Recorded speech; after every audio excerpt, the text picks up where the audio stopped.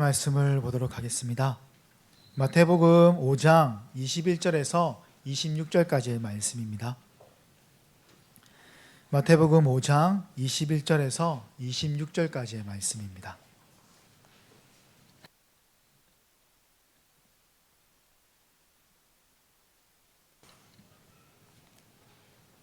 신약성경 마태복음 5장 21절에서 26절까지의 말씀을 우리 한 절씩 교독하겠습니다.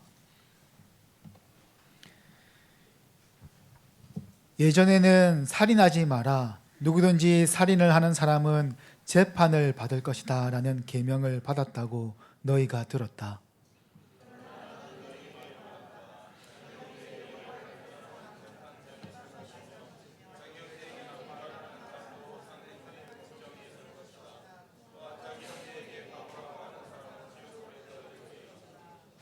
그러므로 내가 제단에서 예물을 드릴 때 내 형제가 너희에게 나쁜 감정을 갖고 있는 것이 생각나거든.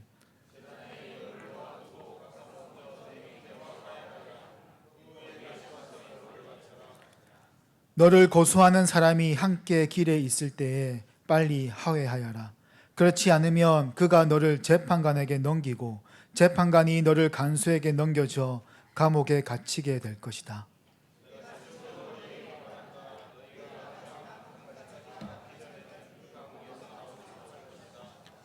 아멘.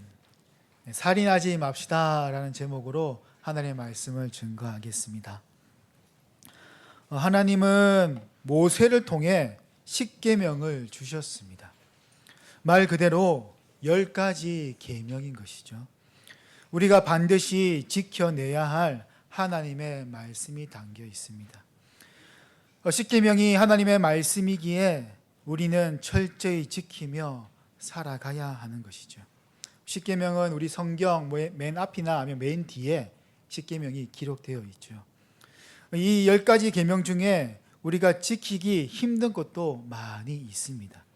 예를 들어 제1계명은 너는 나 외에 다른 신을 내게 두지 말라라고 말씀하셨는데, 하나님보다 더 사랑하는 것이 있어 하나님은 뒷전이고 물질을 우상으로 섬길 수 있고 아니면 다른 것을 더 사랑하고 좋아함으로 우리 안에 하나님보다 세상을 더 사모하는 경우겠죠. 그리고 제4계명은 안식일을 기억하여 거룩하게 지키라라고 말씀하시는데, 우리가 주일 예배를 등한시한다든지 세상의 쾌락을 쫓아 안식일, 곧 주일을 전혀 기억하지도 않고 예배하지 않는 모습을 보일 때도 있습니다. 그리고 내일은 어버이날인데 제5계명은 내 부모를 공경하라라고 말씀하시는데, 전혀 그런 모습을 보이지 않고 오히려 부모에게 화를 낸다든지 공격하는 모습입니다. 이처럼 십계명은 10가지 말씀이지만 그 안에는 너무나도 지키기 어려운 말씀도 많이 있습니다. 그런데 반면에 우리가 생각하기로 이것은 아주 쉽게 지키고 있다고 생각하는 계명도 있습니다. 그것은 바로 제6계명인 살인하지 말라입니다. 여기 모인 대부분 사람들이 살인하지 않아 이 계명만큼은 철저히 지키고 있다고 생각할 것입니다. 그런데 과연 정말 우리는 이 제6계명을 잘 지키고 있는 것일까요? 오늘 본문 말씀에서도 예수님은 살인하지 말라라고 하신 말씀이 무슨 의미이고 참된 하나님의 의도가 무엇인지 말씀해 주고 있습니다. 앞선 본문을 잠시 살펴보면 예수님은 구약의 말씀을 폐하러 오신 것이 아니라 그 말씀을 완성하러 오셨다라고 증언했습니다.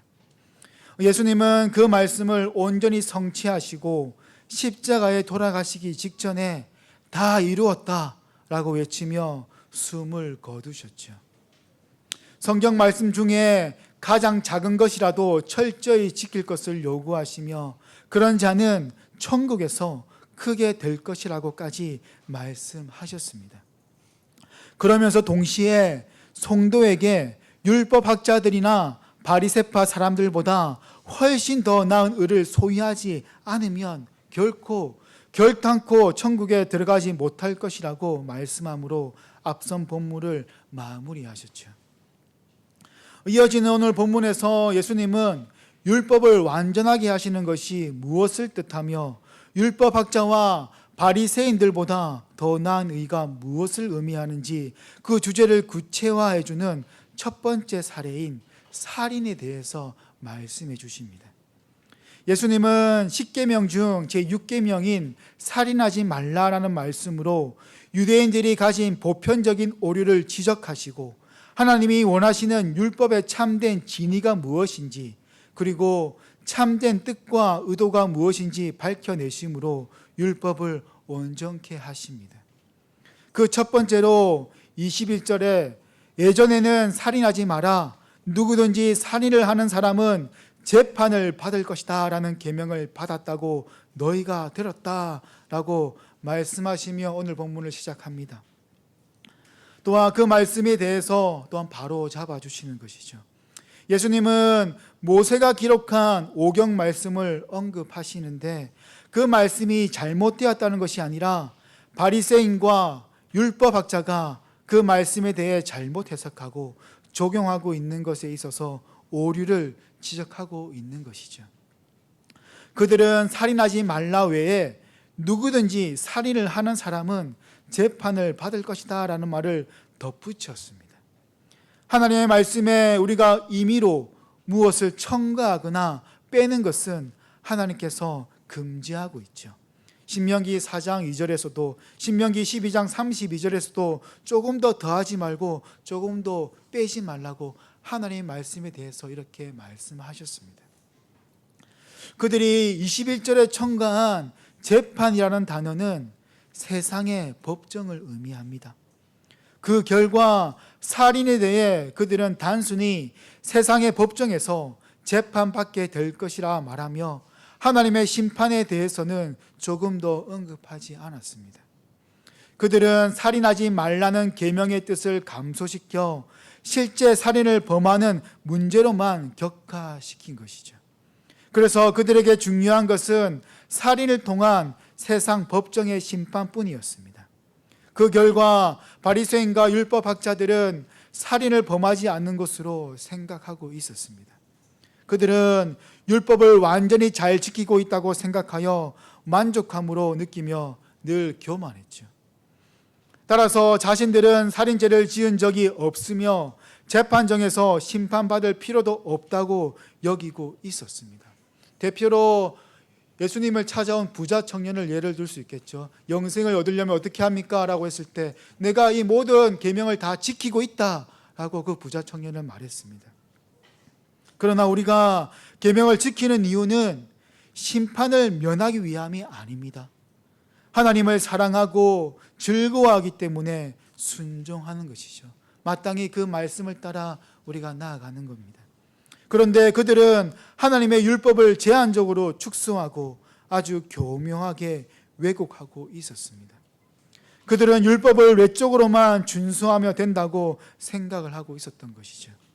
그들은 하나님이 살인하지 말라라고 주신 말씀의 이면에 있는 이웃 사랑에 대해서는 관심을 전혀 가지지 않았습니다. 예수님은 유대인들의 이런 잘못된 율법 이해를 바로 잡으시면서 살인하지 말라란 근본 의미를 드러내시고 있습니다. 이어지는 22절에서 이렇게 말씀하는 것이죠. 그러나 나는 너희에게 말한다. 자기 형제에게 화를 내는 사람은 재판정에 설 것이며 자기 형제에게 나쁜 말을 하는 사람도 사내들인 법정에 설 것이다. 또한 자기 형제에게 바보라고 하는 사람은 지옥불에 던져질 것이다. 하나님께서 살인하지 말라는 계명을 주셨을 때 그 근본 의도는 이웃 사랑이었습니다. 곧 이웃에게 피해를 끼치지 말고 서로 사랑하며 평화롭게 살라는 뜻이었죠. 그러므로 형제를 사랑하며 서로 도우며 사는 것이 제6계명의 근본 취지였습니다. 이웃에 대하여 분노하고 미워하는 자는 이웃을 사랑하지 않는 자이며 그 또한 살인자로 여기시는 것이죠. 실제 살인한 자만 법정에 끌려가는 것이 아니라 이웃에게 화를 내고 나쁜 말을 하는 사람도 하나님의 재판정에 설 것입니다. 성도의 말과 관련하여 야고보는 이렇게 우리에게 말씀합니다. 야고보서 1장 26절에 스스로 자신이 경건하다고 생각하면서 말을 함부로 하는 사람은 자신을 속이는 것입니다. 그의 경건은 아무 가치도 없습니다. 라고 말씀해 줍니다. 다만은 좋은 것이죠. 하지만 그 앞에 뒷자가 붙으면 좋지 않습니다. 뒷담화는 하나님께서도 싫어하는 것입니다. 형제에게 화를 내고 형제에게 욕을 하고 이런 뒷담화 같은 경우는 하나님께서 싫어하시고, 야고보는 말을 함부로 한 사람은 그의 경건은 그의 모든 예배나 기도나 모든 것들이 다 헛되다라고 말씀하고 있는 것이죠. 예수님을 믿는다고 하고 스스로 경건하다고 여기면서 혀를 다스릴 줄 모른다면 그들의 경건함은 거짓이라고 야고보는 말씀하고 있습니다. 이처럼 말을 함부로 하면 영혼을 죽이고 판단하고 정죄하고 허망한 이야기를 퍼뜨리는 사람들은 하나님 앞에 똑같은 살인자로 여겨진다고 예수님은 살인에 대한 계명을 올바르게 가르쳐 주고 있습니다. 이어지는 예수님의 말씀은 더 충격적입니다. 이웃을 향해 바보라고 하는 사람은 지옥불에 던져질 것이라고 예수님은 말씀하고 있습니다. 쉬운 성경에 바보라고 기록된 원어는 라카라는 단어인데, 이 단어는 히브리인들이 하는 욕입니다. 텅 빈 머리, 돌머리를 뜻하는 것이죠. 저는 학창 시절에 많이 들었는데 여러분은 많이 안 들어보셨습니까? 이 돌머리야 하면서 하면서 이렇게 돌머리라는 뜻입니다. 라카라는 단어를 지금 말하고 있죠. 이런 욕을 하는 자는 이웃을 미워하는 마음에서 나오는 것인데, 그 마음에 형제를 사랑하지 않고 미워하기 때문에 제6계명을 어긴 것이므로 지옥에 갈 것이라고 충격적인 지금 말씀을 해주고 있습니다. 지옥이라는 단어는 이 게헨나라를 사용하는데, 일부 학자는 흰놈의 골짜기로 해석하여 실제 지옥을 의미하지 않는다고 해석을 합니다. 흰놈의 골짜기라는 것은 그 당시 사형을 받고 시체들을 버려지는 곳이고, 짐승의 사체라든지 여러 가지 오물과 쓰레기를 버려서 불태우는 것입니다. 왜 불을 태우느냐면은 전염병이 일어나지 않기 위해서 불을 계속 태우는 것이죠. 그 골짜기를 말한다고 이렇게 어떤 학자들은 말합니다. 그러나 더 많고 권위 있는 학자들은 실제 지옥을 가리키는 것으로 봅니다. 예수님은 지금 마음속의 분노가 살인이라는 것을 말씀하는 것이기에 율법학자와 바리새인보다 더 나은 의를 소유하지 못하면 천국에 들어가지 못하는 것처럼 이웃 사랑을 저버리고 화내고 나쁜 말을 하고 바보라고 욕을 하는 자는 실제 지옥으로 가게 될 것이라는 경고의 말씀이라는 것입니다. 우리 마음에 이미 이웃을 향한 마음과 분노가 있다면 하나님이 보시기에는 벌써 살인죄가 성립되는 것입니다. 이와 같이 우리는 미움과 분노가 살인의 원인이 되는 것을 알아야 합니다. 다른 사람을 향해 비난하고 욕을 한다는 것은 사실 말로 그를 죽이는 것이죠. 언어로서 다른 사람의 인격을 무너뜨리는 것입니다. 흉기에 의해 몸에 입은 상처보다 말로 입는 마음의 상처가 더 오래가는 법입니다. 몸의 상처는 시간이 지나면 치유되지만 마음의 상처는 그 사람으로부터 용서받고 회복되지 않는 이상 평생 갈 수도 있습니다. 따라서 살인이란 상대방의 인격을 존중하는 마음이 없는 모든 것이라고 할 수 있겠습니다. 이웃을 미워하는 마음이 곧 살인의 뿌리입니다. 다른 사람의 인격을 존중해주는 마음 자체가 없는 것이 곧 살인의 원천이라는 것을 알 수 있습니다. 인류의 최초 살인 사건이 기록되어 있는 창세기 4장으로 가보겠습니다. 아담과 하와는 죄를 범한 후 에덴 동산에서 쫓겨나게 되었습니다. 그 이후 아담과 하와 사이에서 아들들이 태어나는데 가인과 아벨입니다. 형 가인은 농사를 지었고 동생 아벨은 양치는 자였습니다. 세월이 지난 뒤에 그들은 따로 각각 가인은 땅의 열매를 하나님께 제물로 바치고 아벨은 처음 태어난 아기 양과 기름을 바치었습니다. 그런데 여호와께서는 아벨과 그의 제물은 받으셨으나 가인의 제물은 받지 않으셨습니다. 하나님이 가인의 제물을 받으시지 않은 이유에 대해서 히브리서 11장 4절에서 말씀해 주고 있는데, 믿음으로 아벨은 가인보다 더 나은 제사를 드렸기 때문이라고 말씀해 줍니다. 이에 화가 난 가인은 아벨을 들로 데리고 가서 살인을 저지르는 것이죠. 가만 생각해 보면 같은 형제라면은 같이 제물을 드리고 같이 제사를 지내면 되는데 이들은 각각 드리고 있다는 것입니다. 벌써부터 이들에게는 어떤 미움과 화가 싹트고 있었던 것이죠. 이 사건은 성경에 기록된 인류의 첫 살인 사건입니다. 하나님은 가인의 살인을 저지르기 전에 그에게 이렇게 교훈하셨습니다. 살인이 일어나기 전에 하나님은 가인에게 이렇게 말씀하십니다. 창세기 4장 6절과 7절입니다. 네가 왜 화를 내느냐? 왜 안색이 변하느냐? 내가 좋은 마음을 품고 있다면 어찌 얼굴을 들지 못하겠느냐? 네가 좋은 마음을 품지 않으면 죄가 너를 지배하려 할 것이다. 죄는 너를 다스리고 싶어 하지만 너는 죄를 다스려야 한다 라고 말씀해 주었습니다.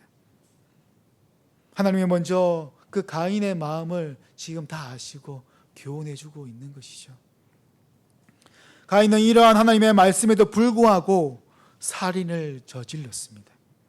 이미 악한 마음을 품고 있었기에 그 마음이 행동으로 나타나고 만 것이죠. 그래서 하나님은 먼저 가인에게 그 악한 마음을 지적하신 것입니다. 이처럼 이미 우리 안에 악한 마음을 품으면 죄가 우리를 지배하게 됩니다. 우리는 그런 악한 마음도 멀리 해야 합니다. 순간순간 들어오는 그 악한 생각들을 우리는 빨리 떨쳐내 버려야 하는 것이죠. 그렇지 않고 그 악한 마음을 계속 품고 살아간다면 죄가 지배하고 다스리게 되어 우리는 결국 죄를 또한 범하고 말 것입니다. 악한 생각을 품는 것 자체가 죄이지만 행동으로도 죄를 범하게 되는 것이죠. 꼭 행동을 해야지만이 살인이 아닙니다. 이미 우리 마음에 그 미움이 들어와 있다면 성경은 살인자로 인정을 한다는 것입니다. 요한일서 3장 15절입니다. 자기 형제를 미워하는 사람은 누구나 살인자입니다. 여러분도 아시다시피 살인자에게는 영원한 생명이 있을 수 없습니다 하고 오늘 본문과 비슷한 말씀을 하고 있는 것이죠. 형제를 미워하는 자는 누구나 살인자다.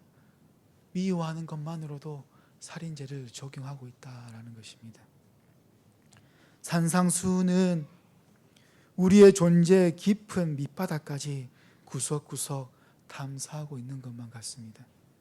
여기서 우리가 실제 살인의 문제에 대면할 뿐 아니라 살인이 온통 우리 마음과 감정과 감성까지 궁극적으로는 우리의 영혼에 있음을 직면하게 됩니다. 실제로 일어나는 살인뿐만 아니라 이웃에게 화를 내고 미워하고 욕을 하는 자는 지옥불에 들어갈 만큼 그 죄가 얼마나 무거운 죄악인지 깨닫게 해주는 것이죠. 이웃을 향해 나쁜 말과 욕을 하고 안 좋은 감정을 가지는 것조차도 금기시하며 더 나아가 이웃을 사랑하지 않는 마음이 곧 살인죄이며 죄악을 범하는 길임을 말씀하고 있는 것입니다. 예수님은 살인하지 말라의 기본 정신이 이웃 사랑임을 엄중히 말씀하시고 그 난 후에 그것을 다시 두 가지 예를 들어 설명을 하고 있습니다. 예물과 고소의 경우입니다. 우선 예물의 경우를 살펴보면 23절과 24절에 이렇게 말씀하고 있죠. 그러므로 네가 제단에서 예물을 드릴 때 내 형제가 너에게 나쁜 감정을 갖고 있는 것이 생각나거든 제단에 예물을 놓아두고 가서 먼저 내 형제와 화해하여라. 그 후에 다시 와서 예물을 바쳐라 라고 말씀해 주고 있습니다. 제단에 예물을 드리기에 왔다는 것은 하나님을 경배하기 위해 예배를 드리기 위해 왔음을 알 수 있습니다. 예수님은 이 일을 얼마나 중요하고 우선되게 여기시는지 예배당에 왔다가 형제의 마음을 상하게 하여 나쁜 감정이 있는 것이 생각나면 예배를 중단하고 형제와 화해한 후에 다시 와서 그 예물을 드리라고 말씀해 주고 있습니다. 하나님 앞에서 사람이 할 수 있는 최고의 선은 예배라고 할 수 있습니다. 지금도 여러분들이 그 예배를 드리고 있죠. 그런데 예수님은 그 중요한 예배를 드리다 말고 형제와 화해하고 오라고 말씀해 주고 있다는 것입니다. 이미 그 마음에 악한 마음이 있기에 그러한 마음으로는 예배가 되지 않고 하나님께서 그 예배를 받지 않고 듣지 않으시기 때문입니다. 시편 66편 18절은 이렇게 말씀합니다. 여러분들이 한번 읽어볼까요? 시작.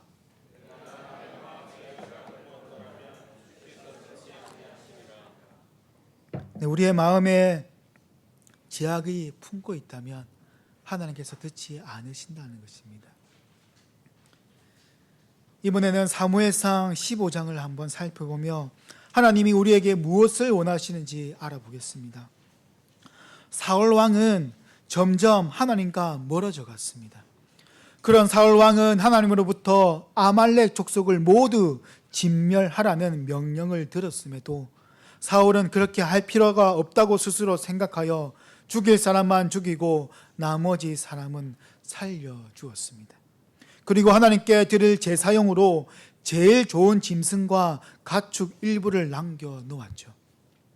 그는 전쟁에 승리하였기에 모든 것이 잘 풀리고 있다고 생각을 하여 하나님께 예배하며 찬양을 드리기 시작을 합니다. 하지만 선지자 사무엘이 갑자기 나타나 사울을 강하게 책망합니다. 그 내용이 사무엘상 15장 22절과 23절에 기록되어 있죠. 그러나 사무엘이 말했습니다. 여호와를 더 기쁘시게 할 것이 무엇이겠소? 태워드리는 제물인 번제물과 그 밖의 제사요? 아니면 순종이요? 하나님께 순종하는 것이 제사보다 낫소. 하나님의 말씀을 듣는 것이 순양의 기름을 바치는 것보다 낫소. 순종하지 않는 것은 점쟁이의 속임수만큼 나쁘고 교만한 고집은 우상을 섬기는 것만큼 나쁘고 당신은 여호와의 명령을 듣지 않았소. 그러므로 이제 여호와께서 당신을 버려 왕이 되지 못하게 하실 것이요 라고 사무엘은 사울을 책망했습니다. 사울 왕도 하나님께 예배를 제사를 드리고 있었습니다. 그것도 가장 좋은 짐승을 바치며 경배하고 찬양을 올려드렸죠. 그러나 하나님은 받지 않으셨습니다. 오히려 화가 나셨죠. 그 이유는 하나님의 말씀을 온전히 지키지 않았기 때문입니다. 예배가 중요하지 않다는 말씀이 아닙니다. 이 말씀은 하나님께서 예배하는 것이 진정으로 무엇을 의미하는지 가르쳐 주고 있는 것입니다. 예배는 우리가 직접 예물이 되어 거룩한 산제물로 드리는 것입니다. 지금은 우리를 대신할 최고의 짐승은 필요 없습니다. 우리의 선한 삶, 거룩한 삶으로 우리가 직접 흠이 없고 거룩한 산제물이 되어 하나님을 예배해야 하는 것이죠. 하나님께서 흠없고 제일 좋은 짐승으로 제사를 드리는 것은 우리가 그런 거룩한 삶과 성숙한 모습으로 예배해야 한다는 말씀인 것입니다. 우리의 거룩함, 말씀의 순종함이 예배의 예물이 되어야 하는 것이죠. 한 주간 동안 우리의 그 삶을 하나님께 거룩함으로 드리는 것입니다. 우리의 거룩한 삶이 하나님께 드리는 아름다운 예물이 되는 것이죠. 그래서 로마서 12장 1절에 이렇게 말씀하고 있는 것입니다. 너희 몸을 하나님이 기뻐하시는 거룩한 산 제물로 드리라. 이는 너희가 드릴 영적 예배니라 라고 말씀해 줍니다. 예수님은 계명을 두 가지로 요약해 주셨습니다. 하나님을 사랑하는 것에 이어 이웃을 사랑하는 것이 포함됩니다. 더 나아가 우리는 원수까지 사랑해야 하는 그리스도인들입니다. 우리의 예배가 이런 삶이 없는 형식적인 예배가 되어서는 안 됩니다. 실제 우리의 삶에서 이웃을 미워하고 욕하고 비방하다가 가끔 한 번씩 짐승을 잡아 제물로 드리는 것과 같은 형식적인 신앙이 되어서는 안 되는 것입니다. 이런 것은 바로 예수님 당시의 율법학자와 바리새인들이 일삼던 형식적인 예배, 외식하는 자들의 모습이었습니다. 그런 예배는 헛된 예배라고 예수님께서 말씀하셨죠. 마가복음 7장 7절에 헛되이 내게 예배를 드리고 있다고 바리새인과 율법학자들을 질타하시면서 꾸짖었습니다. 아무리 좋은 예물과 아무리 좋은 것으로 드려도 그들의 예배는 헛된 예배라고 말씀해 주셨던 것이죠. 이웃 사랑의 모습은 전혀 보이지 않고 형제를 살인하는 마음으로 어떻게 예배가 되겠습니까? 그러므로 참된 예배가 되기 위해서는 우리가 먼저 형제와 화목해야 합니다. 이웃 간에 잘못한 것이 있으면 진심으로 서로 용서하고 서로 사랑해야 합니다. 그래서 먼저 형제와 화목한 후에 하나님께 와서 용서를 빌어야 우리의 예배가 하나님이 기뻐하시는 참된 예배가 된다고 말씀해 주고 있는 것이죠. 그렇지 않을 경우 우리는 하나님을 예배하고 찬양하고 있지만 사울 왕처럼 바리새인과 율법학자들처럼 헛된 예배가 될 뿐입니다. 오히려 이런 모습은 하나님의 진노를 유발할 뿐인 것이죠. 참된 예배는 실질적인 삶으로 하나님을 경배하는 것도 포함됩니다. 이것은 우리의 전 삶을 포괄하는 것이죠. 하나님께 나와서 영과 진리로 예배드리며 우리의 삶으로는 형제를 사랑하고 화목함으로 삶으로 예배하는 것입니다. 이렇게 함으로써 우리의 신앙은 형식적이고 가식적인 종교 행위에서 벗어나 실질적 내용이 있는 참된 신앙인 하나님이 기뻐하시는 예배, 거룩한 산 제물이 되는 것입니다. 우리의 거룩한 모습으로도 예배해야 하는 것이죠. 계속해서 예수님은 화해의 시급성을 강조하십니다. 누군가의 관계 문제나 피해를 입혀 손해를 끼쳤거나 이웃에게 범죄를 했다면 속히 그 문제를 회복하라고 말씀해 줍니다. 먼저 25절을 보겠습니다. 너를 고소하는 사람이 함께 길에 있을 때에 빨리 화해하여라. 그렇지 않으면 그가 너를 재판관에게 넘기고 재판관이 너를 간수에게 넘겨줘 감옥에 갇히게 될 것이다 라고 말씀해 줍니다. 우리의 잘못을 누군가가 고소할 수도 있다는 말씀인 것이죠. 우리는 이 땅에서 율법을 완전히 이루고 완벽하게 살아내지는 못합니다. 때론 잘못을 저지르기도 하고 이웃 사랑을 실천하기보다 앞선 내용처럼 분노하여 다른 사람을 향해 나쁜 말과 욕을 할 수도 있습니다. 여전히 우리는 다른 사람과 관계가 좋지 않아 지금 이 순간에도 그 사람이 생각나 마음이 불편할 수도 있습니다. 이런 문제를 속히 해결하지 않으면 누군가는 그것을 가지고 고소할 것이라는 말씀입니다. 그렇게 되면 우리는 재판관에 넘겨져 이런 행동들은 살인으로 인정되어 유죄로 선고받아 감옥에 갇히게 될 것이라는 말씀인 것이죠.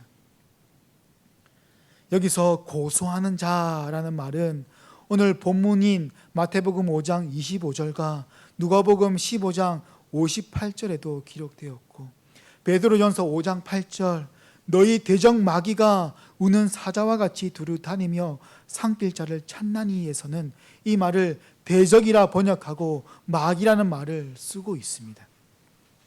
신약 성경에서 이 단어는 다 나쁜 의미로 기록되어 있습니다. 이 말 자체를 그대로 보면 의에 대한 반대자라는 말인데, 이건 법적인 용어로서 우리를 법적으로 옳가 넣으려는 악의를 가진 자를 표시하는 말입니다. 구약에서는 사탄이라 부르고 신약에서는 디아블로스라고 기록했습니다. 즉 우리를 고소하는 자는 우리의 대적자 사탄 마귀로 볼 수 있는 것이죠. 우리의 대적자 마귀들은 우리의 죄를 들먹이며 우리를 하나님 앞에서 고소할 것입니다. 이어지는 26절 말씀을 보겠습니다. 내가 진정으로 너희에게 말한다. 너희가 마지막 한 푼까지 다 갚기 전에는 그 감옥에서 나오지 못할 것이다. 예수님께서도 그 죄를 마지막 단 한 푼까지도 다 갚기 전에는 그 감옥에서 나오지 못할 것이라고 말씀해 줍니다. 여기서 말씀하는 감옥은 바로 22절에 언급한 지옥으로도 볼 수 있습니다. 우리의 죄를 청산하지 아니하면 그 죄를 다 갚을 때까지 나오지 못하는 것이죠. 지옥이 왜 영원한 형벌인지 아십니까? 왜 세상의 감옥처럼 어느 정도 살다가 나오는 것이 아니라 왜 영원히 지옥에 갇혀 있어야 하는 것일까요? 그것은 우리가 아무리 갚아도 그 죄를 다 갚을 수 없고 해결할 수 없기에 영원히 그곳에 있게 되는 것입니다. 우리 스스로는 그 죄값을 갚을 수 없기 때문이죠. 우리 스스로는 하나님 앞에서 지은 우리의 죄값을 다 갚을 수 없기에 영원한 형벌인 지옥에 갇히게 되는 것이죠.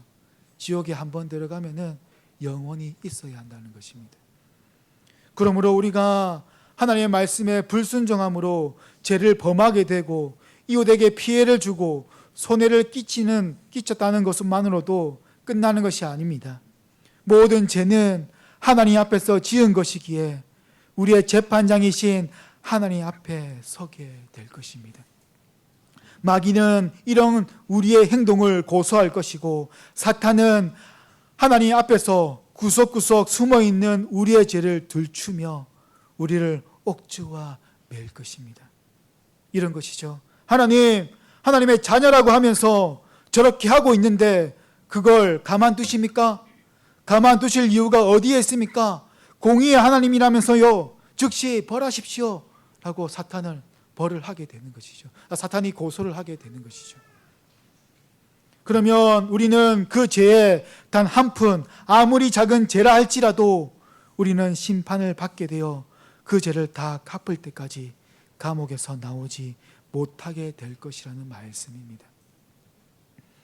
우리가 여기서 살펴볼 것은 비록 하나님 나라에 있는 백성일지라도 그 사람이 죄를 범했으면 예배를 드리고 섰다가도 기도하는 도중이라도 그 자리에 속히 일어나 그 문제를 해결해야지, 그렇지 않고 그걸 그냥 품고 살아간다고 할 때 결코 마귀의 고소할 그 요건이 소멸되지 않는다는 것입니다.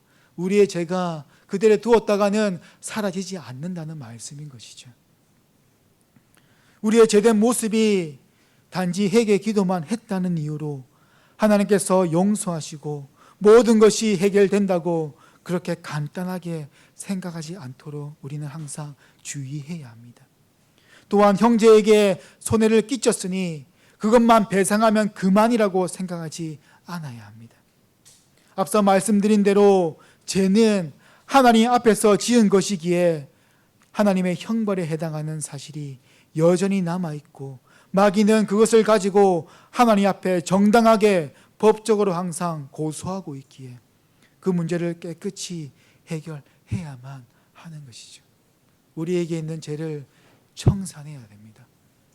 우리의 삶에서 어떻게 보면 가장 중요한 것이 바로 죄의 청산의 문제인 것이죠. 그럼 어떻게 마귀의 고소를 무력화시키고 그 문제를 단 이런 한 푼이라도 남기지 않고 해결할 수 있을까요? 우리 스스로는 할 수 없습니다. 그 해답이 요한일서에 기록되어 있죠. 요한일서 2장 1절입니다. 나를 사랑하는 자녀들이여, 나는 여러분이 죄를 짓지 않게 하려고 이 편지를 씁니다. 그러나 누군가가 죄를 짓는다 하더라도 우리에게는 우리를 도와주시는 예수 그리스도가 계십니다. 그는 의로운 분이시며 우리를 대신하여 아버지 앞에서 우리를 변호해 주십니다 라고 기록되어 있습니다. 마귀는 고소하는 자라면 예수 그리스도는 우리를 변호해 주시는 분이라고 말씀하고 있죠. 이처럼 예수님은 우리를 변호해 주실 대언자이십니다. 실제로 우리는 마귀의 고소대로 죄인이고 살인자이지만 우리는 예수 그리스도의 그 공로인 십자가로, 그 십자가를 믿는 믿음으로 이미 우리의 모든 죄를 사함을 받았기에 예수님은 재판장이신 성부 하나님 앞에서 우리를 대언하심으로 우리에게 무죄가 선고가 될 것입니다. 그래서 예수님은 그 공의와 우리에게 믿음으로 주어지는 그 칭의를 완성하시기 위해 율법을 온전히 다 이룬 것이죠. 그래서 이어지는 요한일서 2장 2절은 이렇게 말씀하고 있습니다. 예수님만이 우리의 죄를 위해 화목 제물이 되셨으며 오직 예수님을 통해서만 모든 사람의 죄가 용서받을 수 있습니다 라고 말씀해 주고 있는 것입니다. 우리는 아무리 갚아도 다 갚을 수 없는 죄인이지만 예수 그리스도의 그 보혈이 우리의 죄를 다 청산하고 깨끗하게 함으로 재판관이신 그 하나님 앞에서 예수님이 변호해 주심으로 인해서 우리가 무죄를 선고받고 천국에 가게 되는 것이죠. 예수 그리스도께서 우리의 화목 제물이 되어 우리의 죄를 해결하셨기에 비록 우리는 죄인이지만 예수 그리스도로 말미암아 하나님 앞에서 무죄를 선고받을 수 있습니다. 예수 그리스도가 우리가 당할 그 형벌을 다 갚으시고 대신 받으셨기 때문이죠. 우리가 천국에서 왜 영생을 누립니까? 성도가 왜 영원토록 천국에서 살 수 있습니까? 그것은 예수님께서 베푸신 십자가의 사랑과 그 용서는 영원하고 그 죄 사함의 능력은 영원히 유효하기 때문입니다. 하지만 용서받았다고 끝이 아닙니다. 사도 요한은 용서받았으니 이제는 하나님의 말씀을 지키는 순종의 자리로 가야 한다고 이어서 말씀해 주고 있습니다. 요한일서 2장 3절과 5절 말씀입니다. 또한 우리가 하나님의 계명들에 순종할 때 진실로 하나님을 안다고 자신 있게 말할 수 있습니다. 하지만 누군가가 나는 하나님을 알아요 라고 말하면서 그분이 명령하신 것에 순종하지 않는다면 그 사람은 거짓말쟁이입니다. 그에게는 진실함이 없습니다. 하나님의 가르침을 따라 순종해야만 그 사람 안에 하나님의 사랑이 완전히 이루어지게 될 것입니다. 이것이 우리가 하나님을 따르고 있음을 보여주는 방법이 됩니다 라고 말씀해 주고 있는 것이죠. 우리 죄를 예수 그리스도께서 청산해 주시고 우리를 대언해 주시고 우리는 그런 사랑을 받은 자이기 때문에 이제는 어떻게 살아야 하는가? 더 죄를 멀리하고 하나님의 그 받은 사랑으로 이 땅에서 그 말씀을 지키며 살아가야 한다고 말씀해 주고 있는 것이죠. 예수님은 살인하지 말라에 대해 말씀하시며 형제에게 화를 내는 문제와 나쁜 말, 욕하는 행위, 그리고 예배를 드리다가도 형제와 화해하라고 말씀하고 있으십니까? 왜 이런 요구를 하고 있으십니까? 예수님께서 말씀하시는 바는 우리가 형제를 사랑하고 이웃과 화목하도록 최대한 노력을 하는 삶을 살아가길 원하시기 때문입니다. 살인은 다른 것이 아니라 바로 이웃 사랑을 실천하지 않는 것에 있기에 이웃을 향한 용서와 이해, 사랑이 필요한 것입니다. 우리는 우리 이웃을 내 몸과 같이 사랑해야 하는 그리스도인들인 것이죠. 이처럼 하나님이 요구하시는 것은 더 적극적입니다. 한 생명이 천하보다 귀하기에 우리 주변 사람인 이웃을 더 아끼고 사랑하며 미워하지 않고 하나님과 우리가 화목하게 된 것처럼 우리 이웃과 화목을 도모하는 삶을 살아내야 하는 것이죠. 지금까지 오늘 본문을 살펴보았습니다. 하나님은 우리에게 살인하지 말라라고 말씀하셨습니다. 하지만 우리는 이웃을 향해, 주변 사람들을 향해, 그리고 가장 가까운 사람이라고 할 수 있는 우리의 가족들에게도 얼마나 많은 살인을 범하고 있습니까? 주로 화를 내는 게 맞죠? 우리 가족들입니다. 부모에게나 아니면 자녀에게나. 그리스도인에게 가장 필요하고 중요한 것은 능력이 아니라, 물질이 아니라 서로 용서하고 이해하며 화목을 도모하고 사랑하는 것입니다. 그래서 살인하지 말라는 말씀은 서로 사랑하고 용납하고 이해해주며 용서하는 삶을 뜻하는 것입니다. 이렇게 할 때 우리는 제6계명인 살인하지 말라는 말씀을 올바르게 지켜나갈 수 있게 되는 것이죠. 첫 사역 갈 때가 생각납니다. 전도사 시절 때 이제 첫 사역의 부름을 받고 이제 오후 예배 설교를 준비해서 원고를 들고 갔습니다. 설교를 오후 때 설교를 한 20분간 하고 소리만 빽빽 지르고 왔었는데 설교가 끝나자 많은 성도들이 또한 격려해 주시고 목사님 설교 너무 좋았다고, 또 담임 목사님이 저를 불러가지고 너무 설교 잘했다고 격려해 주셨습니다. 근데 실제로 제가 뭐 잘했겠습니까?